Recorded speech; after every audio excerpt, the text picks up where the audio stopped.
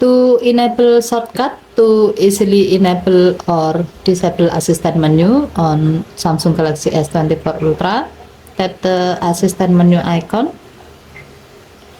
Swipe the menu screen to the left or right to find the menu setting. Tap the menu setting.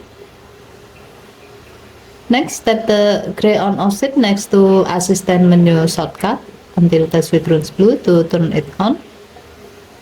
To choose which shortcut you like to use, tap assistant menu shortcut. Here you can choose some or all shortcuts to enable or disable the assistant menu with ease. First, you can select tap accessibility button. When you select this shortcut, you can easily enable or disable assistant menu by tapping the accessibility button at the bottom right of the screen. And then tap assistant menu.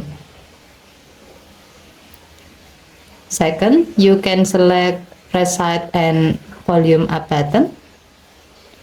When you select the shortcut, you can easily enable or disable assistant menu by pressing side and volume up button at the same time. And then select assistant menu. And the last one, you can select press and hold volume up and down button for 3 seconds. When you select the shortcut, you can easily enable or disable assistant menu by pressing and holding volume up and down button for 3 seconds.